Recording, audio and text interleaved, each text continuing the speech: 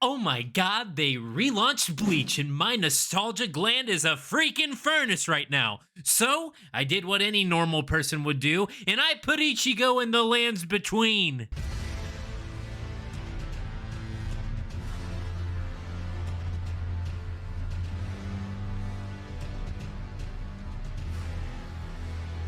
This build is a double feature because not only are you getting a build, but I've also created an in-themed rule set for playing the character of Ichigo, which I have dubbed the Special Anime Rule Set. As a quick disclaimer, we'll be looking at Ichigo's canonical abilities up to the Hueco Mundo arc. The reason being that after Hueco Mundo, the show really starts to stretch the bounds of realism, and we all know how much anime fans want their favorite medium to be realistic. So let's start by unpacking what Ichigo has and what abilities he can perform. Ichigo has a shit big sword, a less shit bigger sword, a good skinny sword, the ability to flash step, spooky skeleton mask, the inability to cast dead people magic, and unlimited, giant, voluptuous anime friendships.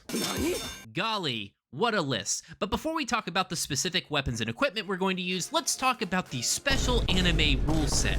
I'll kick this off by asking you guys a simple question. In any anime, but especially Bleach, how do fights start? Is it two gents looking at each other both saying, hey, let's both fight at 100% and whoever has the bigger number wins? No, it's two gassed up roid boys fighting each other. One's at 20%, the protagonist is at 40%, and then the protagonist starts getting his shit pushed in. And then he goes, actually, I was only at 5%, boom, power boost, bigger number, super attack, dopamine. So, we're gonna do something similar. Like Ichigo, we will be wielding all 3 levels of his Zanpakuto, starting with the garbage base sword. After you drop to 8 Estus flasks, you will then upgrade your weapon to Ichigo's Shikai. Then, when you reach 6 Estus, you will activate your Bankai. Now, when you hit the Bankai territory, it's serious business time, so you'll need to scream at the top of your lungs for everyone to hear, Bankai. That way everyone can know that you're really struggling to beat a Crystallian. When you hit 2 Estus flasks, you enter Ichigo's final power-up phase.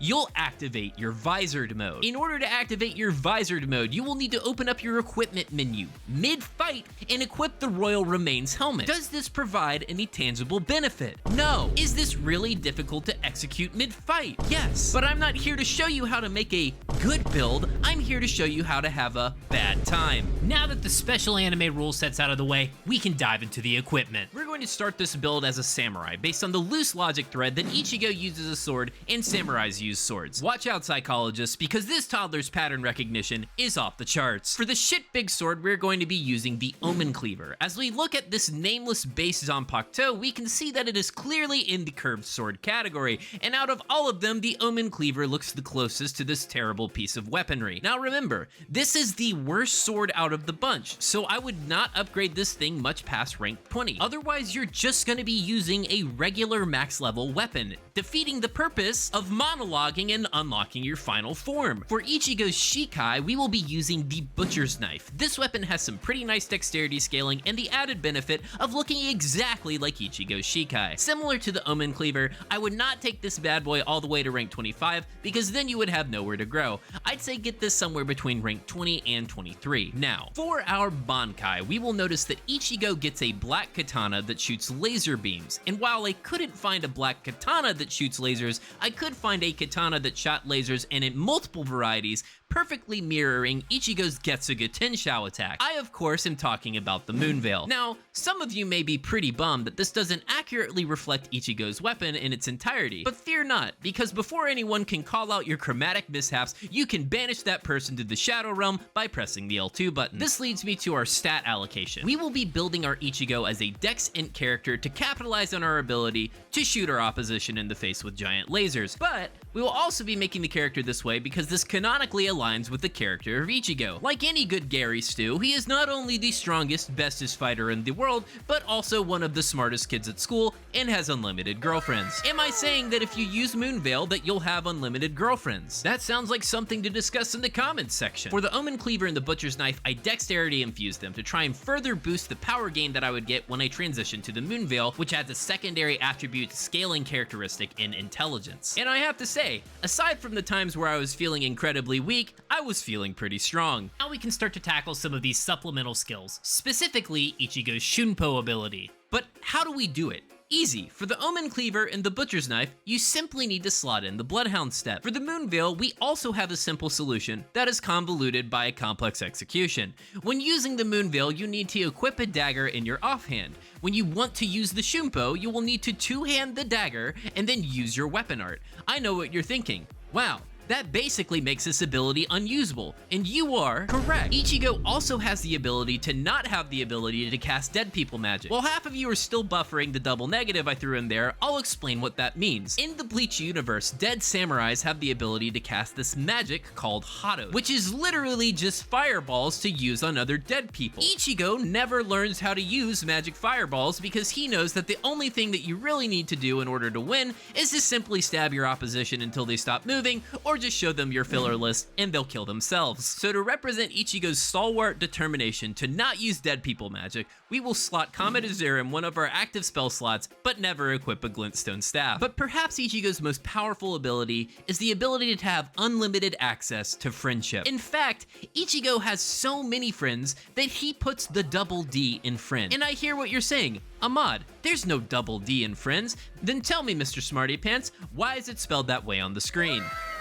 Now, if you've accurately read the subtext of that joke, you'll notice that this is all just a giant reference to big anime titties. But fundamentally, our Tarnish will have an issue with this because we are maidenless. What Vare is trying to say is that we ain't got no bitches. But I can actually solve this problem with a pretty simple solution. Now, let's round out this build guide by going over the talismans we'll be using in the build. Our talisman layout is actually pretty easy to put together. We'll start by using the Shard of Alexander. In most anime, if you kill your best friend, you get a power-up. Similarly, in Elden Ring, if you kill your best friend, you get a power-up to your L2 button. The L2 button being the strongest button in the whole game, so this one is a no-brainer. Our second talisman is going to be the Carrion Filigreed Crest. As I mentioned before, we're going to be pressing the L2 button a lot. So again, no-brainer here on the Carrion Filigreed Crest. Our third talisman will be the Stargazer's Heirloom. We may be too stupid to learn dead people magic, but our sword is still smart enough to reap the marginal benefits of 5 extra N. Our final talisman, per usual, is pretty flexible. If you didn't mess up the quest like me, you can use the Magic Scorpion Charm and make your L2 do even more damage. If you messed it up like me though, I can recommend using the Green Turtle Talisman so your green bar doesn't run empty too often. You can also use the Great Arsenal Jar if you don't have enough equip load to use all 3 weapons at one time. Or you can go use the Erdtree's Favor if you're indecisive and want to be good at everything like Ichigo. I've got 2 versions of this build, one at rune level 160 and one at rune level 120. I tend to start my builds assuming I'll reach rune level 160 because this is the level you can reach in your first playthrough by exploring everything, which I highly recommend. Now, some of you will want to know, what am I rocking for the drip? And that, of course, is the Fia's robes, the Land of Reed's Greaves, and the Bloodied Manchettes. Yes, I know, absolutely delicious, bask in my fashion glory. So, there you have it. You can in fact play Ichigo in Elden Ring. Make sure that you clean up your browser history from all that friendship that you've been looking up before your parents get home, and smash the freaking subscribe button.